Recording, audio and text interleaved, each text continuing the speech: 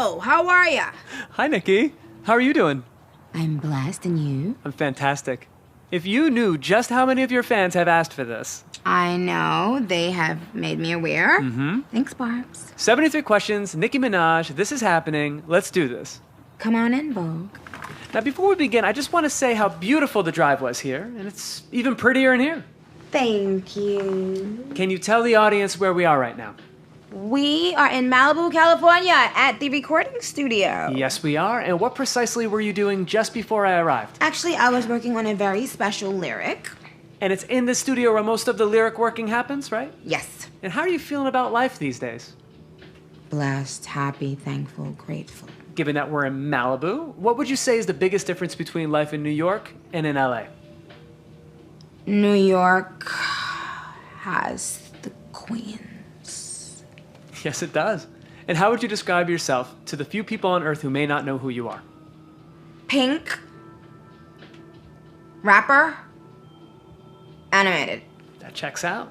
Now, you got to know how excited I am for your next album, and that you recorded it here. I did. It's pretty cool. So what exactly does a typical day at work in the studio look like for you? Well, I tend to listen to the beats, and then I get a vibe for it, and if it's something that I love, then I go on the mic. Mm-hmm. My engineer Juice records me. I lay some ideas down, and then I listen to them, and then I write it based on what reference I loved the most. Okay. And then I record, and then we listen for days, sometimes months, sometimes years, and then one day it comes out. I'm so sorry if this is being forward, but could you freestyle a few bars for me right now? Because I can tell you Anna will love it. What? That's scary. What if she doesn't like it? How could she not? Okay. Oh my gosh. No pressure. First, I'd like to say that I don't know if you know this, Joe, but I definitely have mentioned her in my songs before. Oh, I know. But this one obviously would be a lot more special. So let me think. Take your time. You got this. Okay, let me think.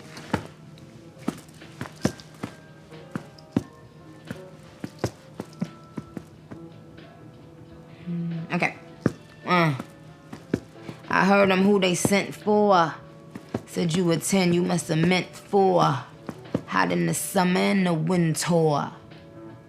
Hello, and the winter. Yes. Mission accomplished. Now, you usually record in both of these rooms or just this one? Yes. Come on in. Okay, getting a full tour here. Now, what exactly is the difference between these two rooms? You are entering the room where after I leave there, I come here, I sit there, Juice sits here, and we begin listening back to the iconic music we created. Now, you've collaborated with so many artists in your career. I was wondering if you'd be willing to describe a few in just one word. Okay. Ariana Grande. Ponytail. Elton John. Glasses. Beyonce. Blonde. Hair. This is all true. Who's another artist you'd work with? Miss Lauryn Hill. What inspired the title for your next album? A feeling of whole circleness. And why did you call? I'm sorry. Joe, I'm sorry. A feeling of full circleness. All good. Now, why did you call your first album Pink Friday? Well, I wanted something that represented my favorite color, pink. Mm-hmm. And another member of my team at that time said Pink Friday. I fell in love right away. Now, if you were to describe the look for this next album in a single word or idea, what would it be? Vêtements. I mean, or as I said it on my album, vitamins. Now, you've also said that Jay-Z, Foxy Brown, and Lil Wayne were some of your biggest influences when you were coming up. What did each of them have that you wanted to emulate? Jay-Z, business savvy. Foxy Brown, immaculate delivery. Lil Wayne, trendsetter. And out of all the people you can rely on, who are the ones you go to if you ever need advice? My spiritual friends, I think. Anyone who can speak with deeper meaning. And what would you say is the deepest meaning wisdom that you've ever received? To remain humble. Important to be humble. Okay, so your fans have now had a peek inside 2 of your studios. I say we keep exploring the property. All right, you guys, let's go outside and get some fresh air. Let's do it. We should just be in time for sunset.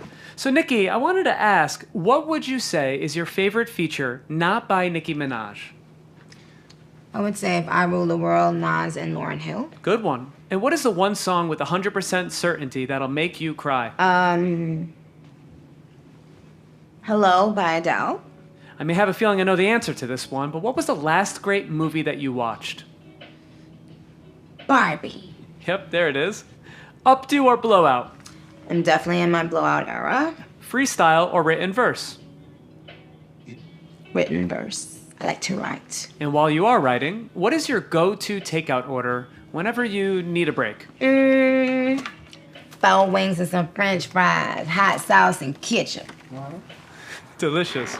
And when you think about your times in history in Trinidad, is there a favorite memory that always comes up? My grandmother, for sure. Now, what if that question replaced Trinidad with New York City? The smell of snow. And when you think of yourself as a child, how would you describe that smaller version of you? Hopeful. When did you first realize you loved performing, entertaining people, being in front of an audience? Probably around the age of 5. And when did you first hear the sound of your own voice on the radio? When I was working at Red Lobster, maybe 17 years ago. Must have been crazy. And what was the worst part of that job? Having to constantly wash your clothes because they smell like Red Lobster. What performance in your career were you most nervous about beforehand? All of my televised performances early on in my career. What was the first album you heard that completely changed your life? It's Education in Lauryn Hill. I read you wrote your first rap when you were 12 years old. Yes. Do you remember any of those lyrics? Cookies the name, chocolate chip is the flavor. Suck up my style like the cherry lifesaver. Now I want to go back to Red Lobster for a second. What other jobs did you have before you got signed? Lots of waitressing, customer service rep, telemarketer, receptionist. And also, I even sold fire extinguishers. Oh, random assortment of jobs. Which of those jobs did you love the most? Office manager. Now, you originally uploaded your first mixes to MySpace. If you remember, can you tell me who was in your MySpace top 8? I have no idea, but I'm sure Lil Wayne was probably one of them. Probably. And what was your first accent that you think you nailed? Well, I thought I nailed it, but I'm learning I did not. The Jamaican accent. Would you like to demonstrate a Jamaican accent for me now? Yeah. Hey, I successfully got you to freestyle. I guess I can't ask for it all. All right, follow me to the house. Now, Nicky, you were the first woman who signed with Young Money. Do you think that came with any pressure? Absolutely. When exactly did your alter egos first start to come out in your music? I think on like 5 Star Chick with Yo Gotti and Bedrock with Young Money, I started tapping in more into like the Barbie persona. Now, I'd like to list a few other personas. Do you think you could describe each of them with one word? Sure. Here we go. Harajuku Barbie. Japan. Red Ruby. The sleeves. Roman. Rah, rah. Now, out of Harajuku Barbie, Red Ruby, or Roman, who is your favorite of the 3? I guess my favorite right now is Red Ruby, but as a whole, in our Barb community, I would say Roman. Okay. And how would you describe your fashion and style early in your career? Kooky. Does that word still describe your style today? I wouldn't say so. When did your fans first start calling themselves Barbs? I gave them that name because first I was calling them Barbies because I was calling myself Barbie. And then I just thought that Barbs sounded more like a term of endearment, and it stuck. I like it. What did you think when you first saw your official Barbie? Oh gosh. Well, I just was very emotional, grateful, couldn't believe it, ecstatic. Yeah, it was amazing. Now, shifting gears, if you could eat only one food from a bodega for the rest of your life, what would it be? Well, definitely it would be a sandwich, turkey, cheese, lettuce, tomato, salt, pepper, oil, and vinegar, jalapenos, mayonnaise, mustard, extra turkey, extra cheese. Wow, there's a lot going on with that sandwich. Next time I'm at a bodega, I'll order the Nicki Minaj and see what they do. So would you like to have a drink? I'd love a drink. Thank you, Nikki. Okay, come on. Okay, I'll hang here and enjoy the sunset while you're gone. Now, Nikki, what would you say Queens does better than any other borough? Get the money. And out of all the places you've ever given a concert, what's been your favorite city to perform in? Well, I would say New York. Well, obviously, New York City has to be the best. And whose style did you look up to the most when you were younger? I looked up to a specific era of the hip-hop culture where the image of salt and pepper is sort of like really cemented into my psyche at one point. And it's why till this day I am in love with bamboo earrings, and I even put bamboo earrings in my Fendi prints online at one time. It's sort of like the girl that LL Cool J was describing on Round the Way Girl. Now, I gotta ask, what's the secret to a perfect cat eye? Well, you can't be nervous. You can't be late. You have to be very calm. And, you just have to think angle and sharp. Noted. And what was your favorite Met Gala look? Yikes. And what about a typical Nicki Minaj at-home look? I rather like this look, actually. Dolce & Gabbana on the coat, and Tom Ford on the sneaker. Little wife beater and some jean shorts, nothing too much. Barbie chain, of course. What was the first designer item you ever bought? I don't remember, but I remember the first fake designer item I was given from my friend. It was a fake Louis Vuitton. Ooh. And what clothing item do you have the most of in your closet? I have a lot of sweaters because I'm always cold. Who's a new designer that you're super excited about at this moment? Well, does Vetements count as a new designer or no? Not really. Joe? Counts for me. Does it? Yeah, I love Domino. Okay, so let me say that. Want me to? Yeah, shout out to Georgia. Okay. What has been the most rewarding part about being a mother? Every single second of every single day, learning that I was able to love on a whole other level. That is beautiful. And how did having a baby affect how you recorded your most recent album? Well, because some of the songs started off being written about 4 years ago, there were songs, I couldn't record sexually explicit songs while I was pregnant. So I ended up just getting turned off for like a very long time. And I had writer's block for a while, even after I had the baby. And so now I'm doing a balance of what I think feels like Nicki Minaj, but doesn't make me, feel like eek. Yeah. And why did you go with the nickname Papa Bear for your son? Well, I don't know. I've always been a nickname person. I give everyone I love these nicknames normally, and he actually had a couple nicknames. His first nickname while he was in my stomach was Bubba. And when he came out, it just transformed into Papa Bear. I can't explain it, but when I looked at him, that's what I thought. It's really cute.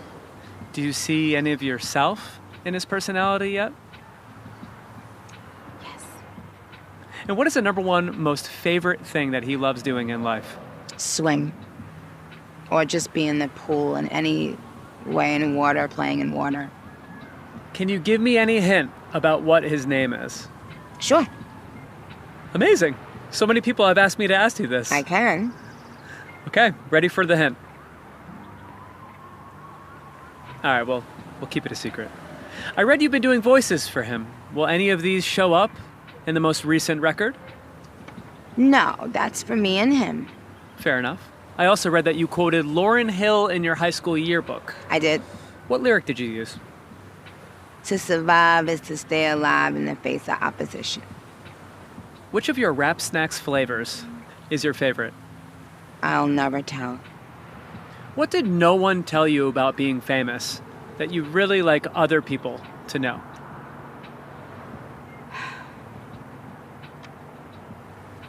It's not for the faint of heart. You once said that being famous comes with a lot of guilt. How do you manage that today?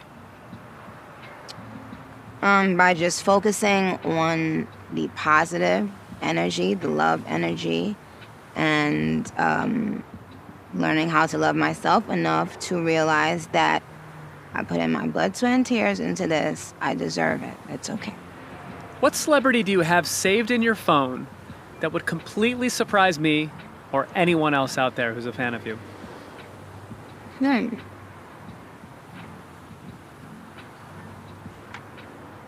That's a very interesting question. At the moment, I would say the iconic, the legendary, beautiful boss, Anna Wintour. I wouldn't say I'm completely surprised. When was the last time that you were truly terrified? My son ran out of the door in the hotel I was at recently and ran in the hallway, as if this was just another part of the house that he thought he was in. And so just for those couple moments, I was terrified. That is scary. Nicky, what makes 0 sense to you? What makes 0 sense to me is thinking that you could ever go up against the Barbs and win. What is the biggest misconception about you? That I'm mean. Would you still consider yourself a homebody? Yes. You once said that the thing that motivates you the most is proving to yourself that you can do something. What do you have left to prove to yourself? If it was all worth it. I think it was. But Nicky, you've now answered 72 questions. Before I go, I want to ask you.